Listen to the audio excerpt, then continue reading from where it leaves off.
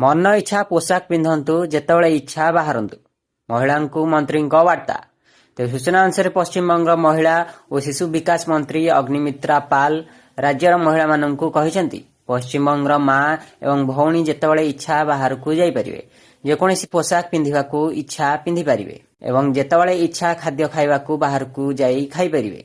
कहीं आपण को कौन पिंधिबे कौन खाइबे केबे बाहर को बाहर उचित किंबा केबे बाहर को न जिबा उचित ताहा निर्देश देबे नाही। गणमाध्यम सह कथबार्ता बेले मंत्री कहते महिला सुरक्षा पई कौनसी समर्पित हेल्पलाइन नंबर नथिला। मु एही प्रसंग को अनेक थर उठाइथिली। एबे एही हेल्पलाइन नंबर खूब शीघ्र आरंभ होइबो। ଏହା ବ୍ୟତୀତ ମନ୍ତ୍ରୀ ପ୍ରତିଶ୍ରୁତି ଦେଇଛନ୍ତି ଯେ ମହିଳାମାନଙ୍କ ବିରୋଧରେ ହିଂସା ଜଡ଼ିତ ମାମଲାରେ ଶୂନ୍ୟ ଏଫ୍ଆଇଆର୍ ପଞ୍ଜୀକୃତ ହେବ।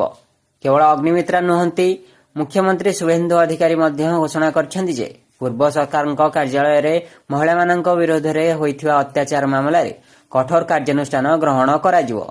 ସେଥିପାଇଁ ମହିଳାମାନଙ୍କ ବିରୋଧରେ ଅପରାଧର ସମାଧାନ ପାଇଁ ଗଠିତ କମିଶନର ମୁଖ୍ୟ ଭାବରେ ଆଇପିଏସ୍ ଅଧିକାରୀ ଦମୟନ୍ତୀ ସେନଙ୍କୁ ନିଯୁକ୍ତ କରାଯାଇଛି।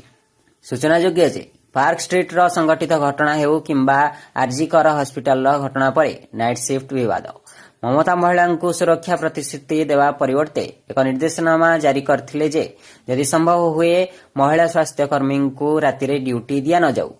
राज्य में महिला सुरक्षा सुनिश्चित करने को शुभेन्दु सरकार एक कमिटी गठन करिसेंती, जार नेतृत्व नेबे आईपीएस ऑफिसर दमयंती सेन। जून 1 रु एही कमिटी राज्यर विभिन्न पुलिस स्टेशन परिदर्शन करिब एवं साधारण शुणाणी परी सीधासलख महिला मानक ठारू अभियोग पंजीकरण करिब। मुख्यमंत्री शुभेन्दु अधिकारी सरकार सुपर कप भावरे जनाशुना दमयंती सेन को महिला एवं शिशुंक विरोध में अपराध तदंत पई गठित कमिटीर मेंबर सेक्रेटारी नियुक्त करिसेंती। कमिटीर अध्यक्षता करिबे अवसरप्राप्त विचारपति समाप्ति चैटर्जी। ब्यूरो रिपोर्ट नवीकरण टीवी।